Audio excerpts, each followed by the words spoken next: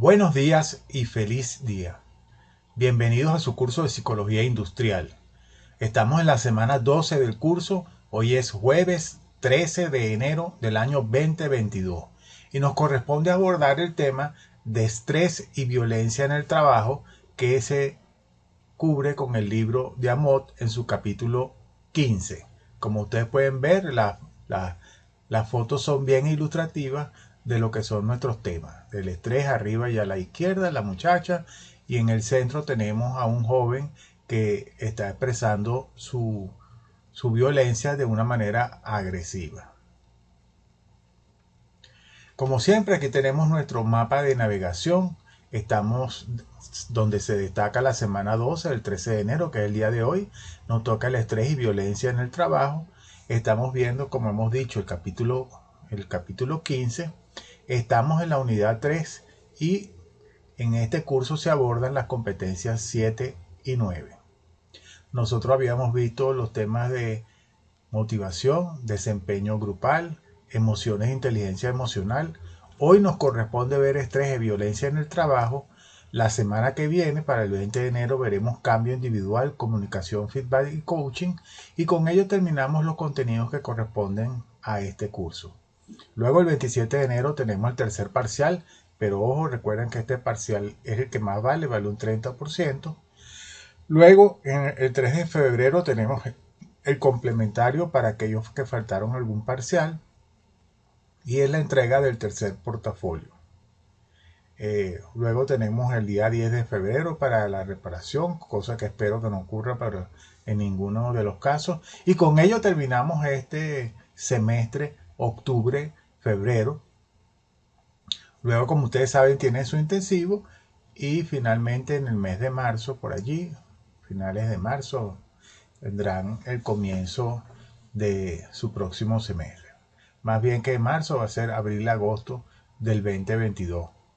Y hay alguna perspectiva de que usted puede hacer un semestre presencial, pero no lo sabemos con detalle. Vamos a concentrarnos hoy en estrés y violencia en el trabajo y veamos que las competencias que nos incumben en esta sesión es la de 7, gestiona cambios organizacionales, y la 9, investiga los fenómenos asociados al mundo del trabajo a macro y micro nivel. Investiga por la parte de descubrir conocimientos y gestiona cambios organizacionales porque podemos hacer intervenciones para cambiar y disminuir los asuntos de violencia y de estrés laboral. Y ese es el penúltimo tema que abordaremos en este curso. Vamos entonces a revisar con detenimiento este tema de estrés y violencia en el trabajo. Vamos a ver primero la definición de estrés. La definición de estrés es esa reacción física y psicológica a ciertos eventos o situaciones en la vida. Las reacciones físicas las pueden identificar en ustedes mismos. Cuando ustedes están enfrentados al estrés, seguramente hay alguna parte de su cuerpo que responde y que además le da la señal o la advertencia de que usted está estresado. Eso es individual para cada quien, no es genérico y las personas reaccionan de distinta manera, tal como lo podríamos ver si hacemos una encuesta sobre el tema. La respuesta, la reacción psicológica y física a esos ciertos eventos eh, pueden ser el resultado de diferencias en los estresores. Los estresores es lo que hace más probable que se dé la respuesta del estrés. Hay estresores que provocan sentimientos de desafío o de realización. En lugar de ser algo que nos amilane, es algo que nos impulsa a la acción. Y a eso lo llamamos en su conjunto eustrés. Sin embargo, hay otros estresores ocupacionales que son más bien aniquilantes y bueno, y como tales nos hace responder como ustedes ven a esa pareja y no se hace nada para eliminarlo, reducirlo, contrarrestar sus efectos y eso genera problemas en el individuo. Y eso lo llamamos distrés. Es bueno tener eustrés, no es bueno tener mucho distrés. Hay aspectos de personalidad que nos hacen estar más propensos a responder al estrés. Uno de los primeros tipos de personalidad que se ha identificado es la personalidad tipo A. Son las personas que son impacientes, que hablan demasiado rápido, siempre parecen tener prisa, nunca paran. Ese tipo de personalidad es más reactivo a las condiciones de estrés. Después, las personas que por su naturaleza de personalidad son neuróticas, que llamamos neuróticas, que tienden a ser ansiosos, depresivos, pesimistas y desesperanzados. Y eso por un factor de orden de personalidad, y es necesario la atención especializada de esas personas para poder superar o enseñarlas a afrontar esas dificultades. Se ha hecho muchos estudios en la diferencia de género, origen étnico y raza. Lo que parece estar claro es que a la mujer está siempre expuesta a más frecuencia de ciertos estresores que se dan en el escenario laboral, y por tanto su respuesta puede ser un poco diferente, pero realmente las diferencias no son contundentes. Se ha encontrado que los grupos minoritarios experimentan mayor estrés, eso desde luego son estudios hechos en los Estados Unidos, y que los afroamericanos experimentan mayor hipertensión que sus contrapartes de las personas que llamamos de raza blanca o de origen étnico anglosajón. Y luego tenemos una predisposición. Hay personas que en su historia previa han tenido mucha exposición al estrés, y eso los hace estar más predispuestos a presentar más estrés y a experimentarlo en el futuro. O sea que tu historia previa puede predisponerte a tener más o menos respuestas al estrés.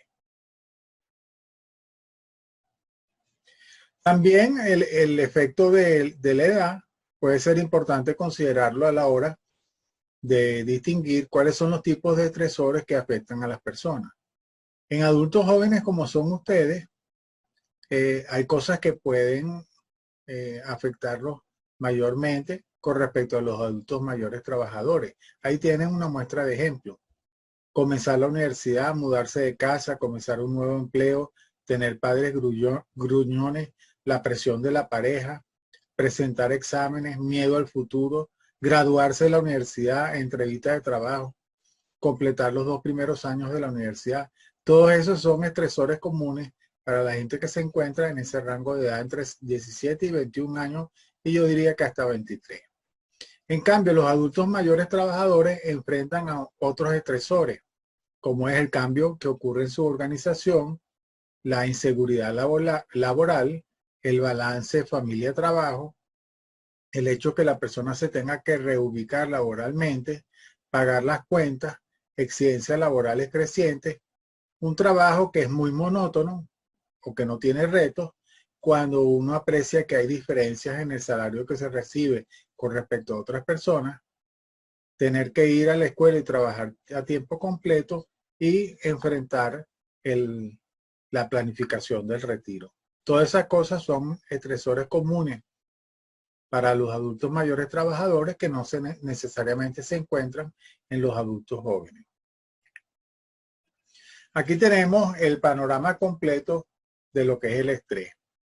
Tenemos 3 columnas: la columna de los estresores, la columna de las tensiones y la columna de las conductas. En términos de los estresores, hablamos primero de la personalidad, no tocamos los hábitos, pero dijimos que la personalidad tipo A y lo relacionado con el neuroticismo, como puede ser el pesimismo y la tendencia a la anticipación, inadecuada dieta o la falta de ejercicio, eso nos puede predisponer a tener más estrés. Pero los estresores más frecuentes son los que son de naturaleza personal o los laborales. En particular, los laborales tienen que ver con las características del puesto, el conflicto de los roles que yo tengo que ocupar, o si hay ambigüedad de roles o hay sobrecarga de roles, problemas de ajuste persona-organización, el ambiente laboral, si hay cambio, como está ocurriendo ahorita, En mis relaciones con los demás, como son los problemas con los compañeros, problemas con el supervisor, clientes difíciles y enojados, o no recibir suficiente delegación o empoderamiento. Y desde luego los estresores personales son los problemas maritales, familiares, de salud, económicos, dificultades diarias, y algunas veces no hemos resuelto el estrés de situaciones previas y eso se convierte en un estrés residual que es como un caldo de cultivo para seguir teniendo estrés, en este caso por no haber resuelto las situaciones pasadas. Todo este conjunto de estresores que para cada persona es un asunto particular, nos llevan a ciertas tensiones, a la forma como experimentamos el estrés. Y ahí está la depresión, la ansiedad, la ira y los problemas de sueño. En términos generales, esas son las tensiones psicológicas.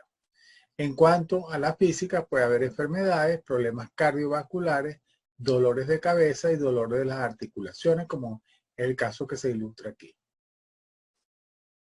En este caso se está hablando de una tensión relacionada con la preocupación del pago de las cuentas. ¿Y cómo respondemos? ¿Con qué conducta tratamos nosotros algunas veces de afrontar el estrés, que no siempre son las más eficientes? Fumar, beber alcohol, consumir drogas. Y hay otras que son relacionadas con el ausentismo. Entonces las personas con el trabajo, como por ejemplo el ausentismo, que la gente abandone o cambie de trabajo, que haya baja productividad o que haya desgaste, y un desgaste que llega al burnout, que es justamente el desgaste. Y también, como vamos a ver al final, el estrés excesivo puede llevarnos a ejecutar conductas violentas en el trabajo. Así que esta es la panorámica del estrés y habría que tener este mapa en la cabeza, este mapa de nuestro repertorio intelectual, porque es el que nos indica de una forma visual los tres elementos: los estresores laborales, personales o predisposiciones y hábitos, las tensiones que son nuestras respuestas psicológicas y físicas, y las conductas que nosotros utilizamos como respuesta a las tensiones. Bueno, tenemos una serie de estrategias para manejar el estrés y planes que pueden hacer las organizaciones para ayudar a las personas a disminuirlo, a controlarlo, a reducirlo. El hacer ejercicio es un aspecto importante, es una forma de afrontar el estrés que tiene que ver con el cuerpo. La risoterapia, la risa es un elemento importantísimo. El cambio de humor, el tener risa, el contactar con la alegría, hace disminuir el estrés. Una buena dieta que no sea excesiva y además que contenga los nutrientes apropiados, pues es una buena estrategia para mantenernos en forma y permitirnos afrontar mejor el estrés. Reducir el tabaquismo, tener sobre todo muy buenas horas de sueño y que el sueño sea tranquilo. Tener personas con quienes contactar que estén cerca, las redes de apoyo. Eso es extraordinariamente importante ahorita cuando nos podemos sentir solos desde el punto de vista del distanciamiento físico, pero porque podemos tener nuestras redes sociales que nos ayuden.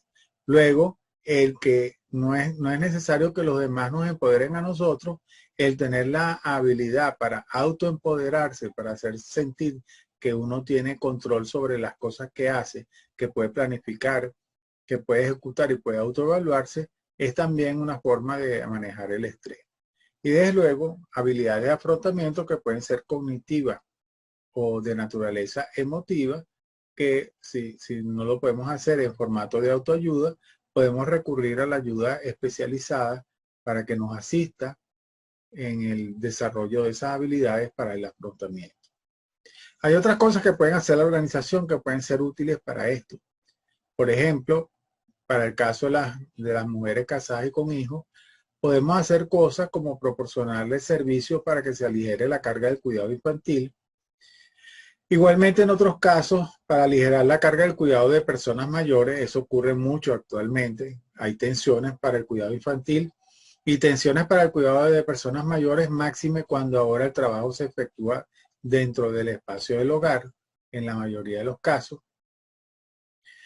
Tenemos que hacer cosas para aligerar la carga de las actividades cotidianas. De hecho, eso se hace como, por ejemplo, la organización ofrece servicios para que la gente pueda adquirir ciertos productos o ciertos medicamentos o acceder a las actividades bancarias dentro del espacio de la organización o en sitios cercanos y darles tiempo para ello dentro de la actividad del horario de trabajo.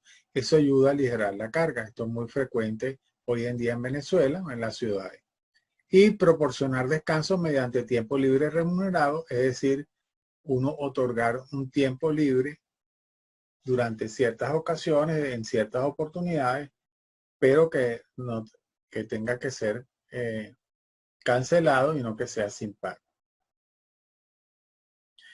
Existen muchos instrumentos para la medición del estrés.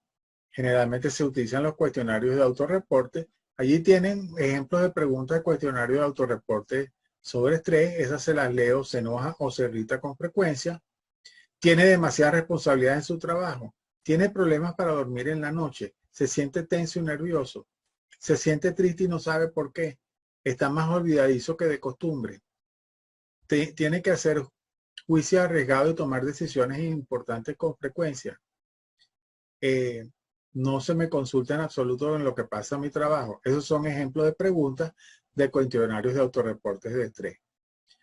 Luego ahí tienen una serie de medidas para medir el estrés desarrolladas en distintos contextos y que aparecen en ese libro que no necesite, lo puedo poner a su disposición si es que ya no lo tiene. Bueno, una cosa que está clara es que el estrés que experimenta en el trabajador puede llevarlo a tener conductas violentas en el trabajo. Y estas conductas pueden ser primero conductas amenazadoras, pero también puede expresarse en ataques físicos, abuso verbal, amenazas verbales o escritas, y también puede llegar al hostigamiento, que es lo que corrientemente llamamos bullying, o el acoso, que es lo que llamamos el mobbing. Hay distintas conceptualizaciones sobre esto, pero muchos autores han indicado que la violencia en el trabajo puede resultar del estrés que sienten las personas que han sido amenazadas, como aparecen allí en esas figuras, donde hay unos eventos y estresores amenazantes.